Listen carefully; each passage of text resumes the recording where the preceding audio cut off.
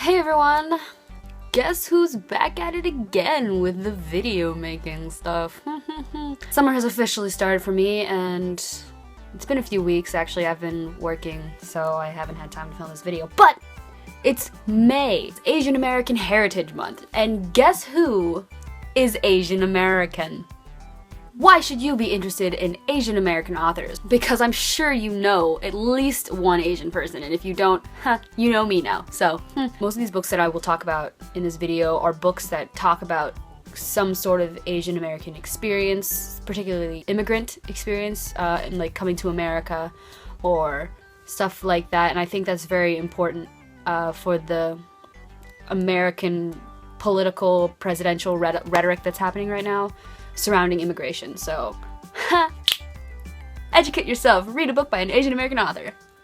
I thought today that I would give you a list of all of my favorite Asian American / Asian authors that I've read and books that I want to read, because I have two stacks here, two stacks of books that I've read and books that I haven't read, and they're both about the same height. Let's start off with the books that I have read.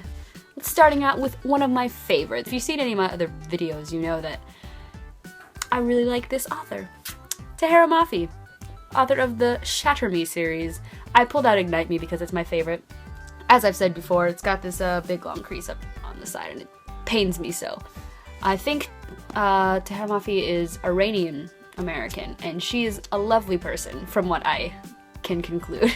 And her book is also amazing, and I'm super excited to get my hands on Furthermore. I'm just saying, for all those people who went to BEA and got Furthermore, I envy you.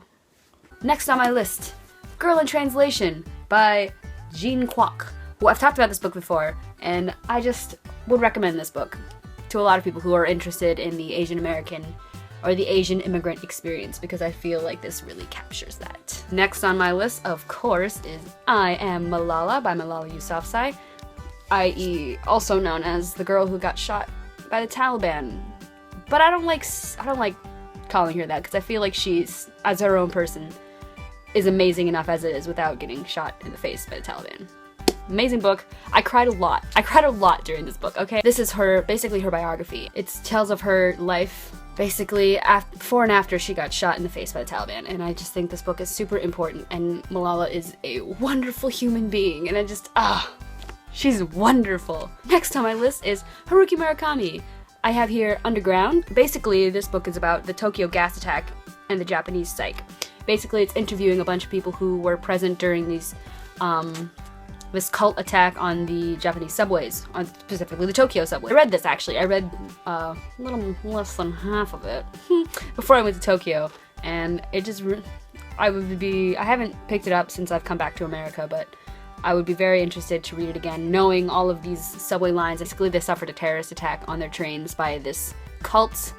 They basically poisoned everyone with this gas, and people died, and people were injured and hurt, and this is a very interesting book. I have not read it. I started it a while ago, but then never finished it. This is actually the one that I got while I was in Tokyo. This is Norwegian Wood, one of Haruki Murakami's most famous books. He's not actually Asian American. He's just Japanese, just Asian. I'm very excited to read this book. My friend Kai really, really likes this author, so. Next, I have Chinese Cinderella, a true story of an unwanted daughter by Adeline Yanma. This is a really, really sad, I didn't read this version, because I borrowed it from my friend Kai, and basically this book is telling of the story of this Chinese daughter who was just hated by her stepmother, and how her siblings were loved, and it's like a true story. It really happened, and it just really, really makes you really sad to read like the torment that this girl had to go through on part of her stepmother, and it's really sad. Quite the bummer. Next, and last on the books that I've read list is Marie Lu, The Young Elites. I have The Young Elites here. I really, really like The Young Elites, and I'm putting off starting the Rose Society because I know that once I finish it, I'll have to wait for the next one. So I've been putting it off because I don't want to wait and be sad while I wait. But this book was super good, and I super loved it, The Young Elites. If you haven't read it yet, I would recommend it. You start off with the Legend series first because it's finished already, and this one isn't finished yet. But this one is told basically from the villain's perspective, or like the like from an antagonistic character's point of view, and it's like the inner turmoil and struggle. Also, can we just talk about for a second Marie Lu and Haramafi's friendship on Twitter? Because I follow that sometimes. Like, I follow them both, so sometimes I see when they interact with each other, and it's just the cutest thing, and I fully in support of authors of color supporting each other, and just authors in general, like, being friendly, and like, yes! Now, starting off with the books that I haven't read yet. First, we've got this really, really pretty one called Taipei by Tao Lin. See how holographic and shiny it is? I actually just got this book last week. My friend Peter actually really likes it. I can't tell you what it's about. I don't actually know because there's not a summary on the back, and I think it's just this guy going around, and look at how shiny this book. This was a cover buy because look at how shiny it is. Next on this list, and I know that the second book is coming out soon, right? I don't know, BEA people who went to BEA, I think got like the second. Anyway. An Ember in the Ashes by Sabaa Tahir. She is super pretty, and I really am really excited to read this book. I will, eventually, I swear. Maybe as soon as the second book comes out, I'll read it, so that way I know that the second book is already out and I don't have to wait for it. I hate waiting between books. Next on my list, I'm gonna do two non-fiction-y books first that I haven't read. Perfume Dreams, Reflections of the Vietnamese Diaspora by Andrew Lam. I'm Vietnamese. I asked for this book for Christmas once. I haven't read it yet, but I'm really excited because I am Vietnamese, and I'm very interested in the Vietnamese diaspora. Diaspora? Next is Dragon Ladies, Asian American Feminist, Breathe Fire. I love this cover.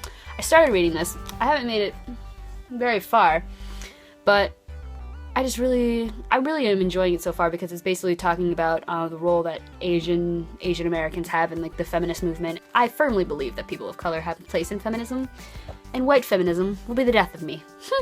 We have The Gift of Freedom, War, Debt, and Other Refugee Passages. I've read the introduction to this book. It's by Mimi T. Wen, which I met her at Chicago Zine Fest. Chicago Zine Fest. Like last summer. And she signed it. She's super cool. We follow each other on Instagram, and she's really nice. She's like a punk academic, and I'm such a fan. And the last nonfiction book I think that we have in this pile, yes, is Orientalism by Edward Said. Orientalism is talking about the othering of Asian people, specifically in the Middle East, I think. Orientalism is a term, which, by the way, if you still use the word Oriental or know somebody who does, stop. Stop yourself, stop them, stop whoever. Don't call Asian people Orientals. This is not the 1950s, people. We've moved on. Next is actually a book that I got as a gift from my friend Ria called Never Let Me Go by Kazuo Ishiguro. I think this was made into a movie. Yeah, I think this was made into a movie. I think Andrew Garfield's in it. Either way, I really want to read this book. It's, I think, about these kids who are special, and I don't know what makes them special. I have so many books that I want to read, and it's getting out of hand. Next on my list is The Joy Luck Club by Amy Tan. A lot of my friends read this for English in high school, but I guess I was not in that class because I never read it. And instead I read One Bird, which I really did not enjoy. Anyway, Amy Tan. Look at how shiny this cover is. It's super pretty. It's about 4 Chinese women, recent immigrants to San Francisco. And again, I'm very interested in Asian American immigrant stories and everything. And last but not least, most important, because it's considered the first novel ever written, and it's by a Japanese woman. It's called The Tale of Genji by Lady Murasaki, and I don't actually know what it's about. I just really want to read it because it's considered the first novel, and it was written by a woman. A Japanese woman. It's been sitting on my shelf for a long time now, and I've been meaning to read it because I just feel like I'll come away as a better person after I read it. And if not, you know, I tried. I am always about promoting books by authors of color, specifically Asian authors, because I myself am Asian. Who would have thunk? Anyway, thank you for watching this video. Hopefully, after I move into my apartment and get my bookshelves all set up again. I'm really sad. All my books are in boxes right now, and it's really stressing me out. I've been reading a lot this month, so hopefully I'll be able to film a wrap-up video / a haul video, because I know I haven't filmed one in a very long time, and I I've bought a lot of books. Bye everyone. I need to get a better camera. I know I've been saying that for a while now, but